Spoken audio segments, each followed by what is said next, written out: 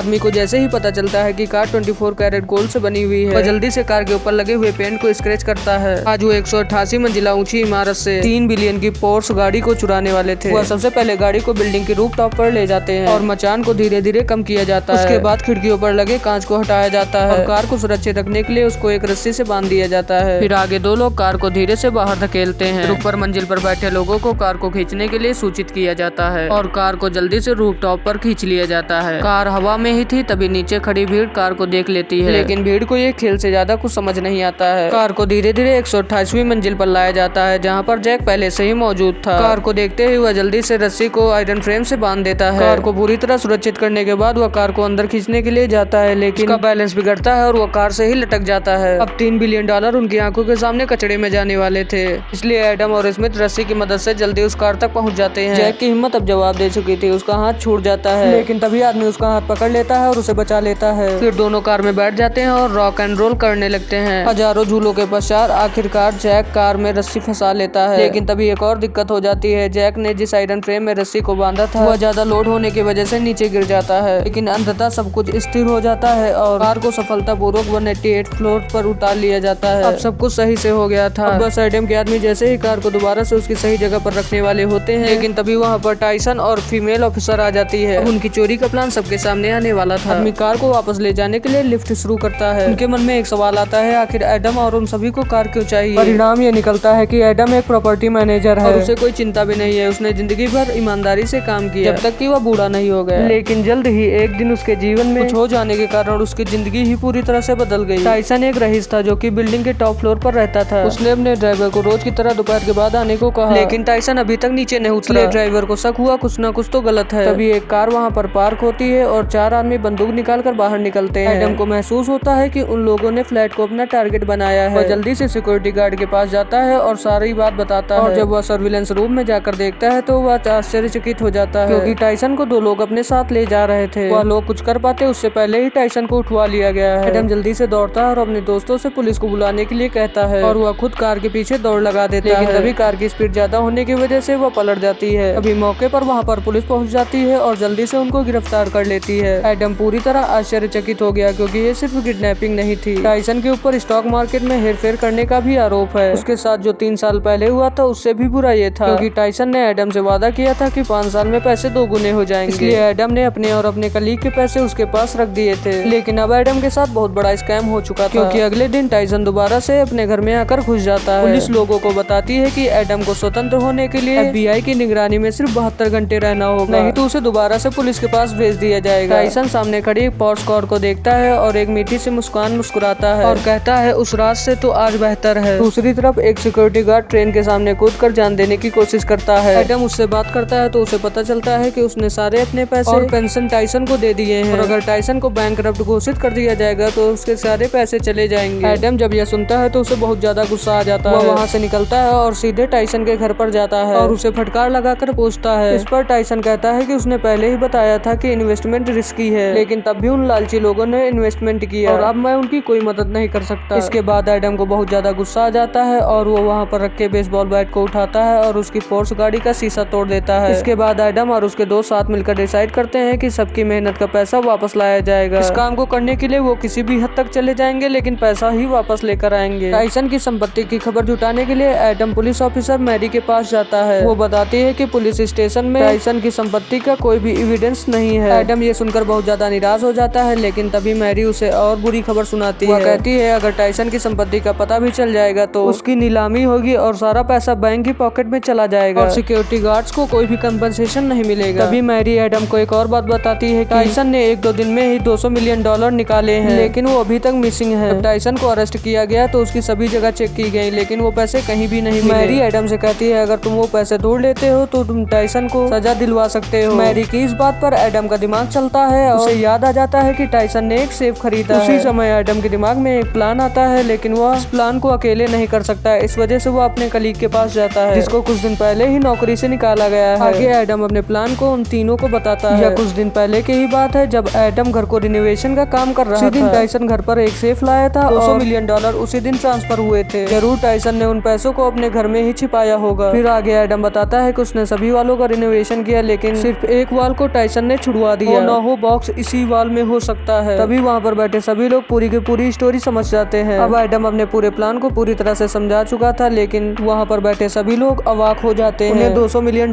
तो चाहिए थे, लेकिन प्लान इम्पॉसिबल लग रहा था क्योंकि टाइसन को परमानेंटली उसी घर में कैद किया गया था और वहाँ पर कुछ पुलिस ऑफिसर्स भी मौजूद थे। एक कॉमन आदमी के लिए उस घर के अंदर जाना और बाहर निकलना इम्पॉसिबल था। तभी एडम प्लान का नाम dead the man is alive रख देता है क्योंकि उसे लगता है कि जब एक दरवाजा बंद हो जाता है तो दूसरा खुल जाता है। तभी उसे जेल के एक चोर स्मिथ की याद आती है और वो उसको भी अपने प्लान में शामिल करना चाहता है। स्मिथ प्लान से खुश था, लेकिन जब वह टीम के मेंबर्स को देखता है तो पूरी तरह से आश्चर्यचकित हो जाता है क्योंकि इससे बुरा कुछ भी नहीं हो सकता, क्योंकि वो लोग अपने आप से कुछ सोच ही नहीं सकते। वह सिर्फ एडम की कही हुई बातों को मानते हैं। स्मिथ वहाँ से जा रहा होता है, लेकिन एडम किसी तरह उसे 200 मिलियन का लालच देकर रोक लेता है। अब काम शुरू होता है। सबसे पहले सेफ को तोड़ने का काम आता है, इसलिए स्मिथ सोफिया को लेकर आता है जो कि एक झाड़ू पोछा लगाने वाली है, लेकिन लॉक को तोड़ने में एक प्रोफेशनल से कम नहीं। अब टीम पूरी कंप्लीट हो जाती है। अब एडम मैरी से पता करता है कि टाइसन को कोर्ट कब ले जाया जाएगा। मैरी को कॉल वो लॉयर बनकर करता है जिसमें उसको शक न हो सके। ये एडम की पहली सफलता थी, इसलिए वो अपनी टीम को सूचित करता है कि वो तैयार हो जाएं और अगर अब कुछ बुरा नहीं होता है तो वो प्लान को एग्जीक्यूट करेंगे। लेकिन तभी स्मिथ टीम को छोड़ देता है और अकेले ही बिल्डिंग के पास आ जाता है। वो मैनेजर से कहता है कि उसे एक फ्लैट चाहिए, जबकि वो $200 मिलियन की खोज में आया था।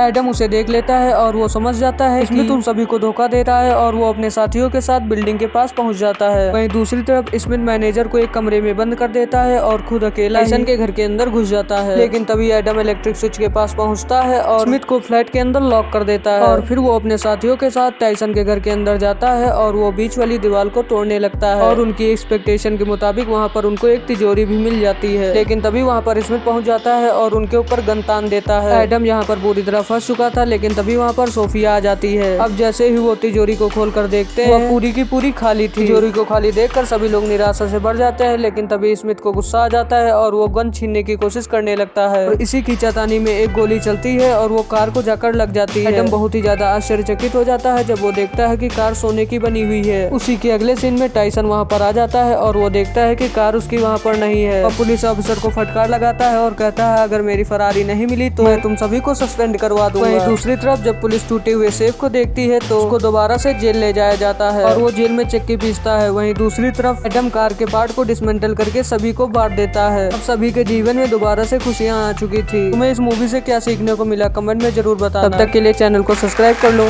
बाय।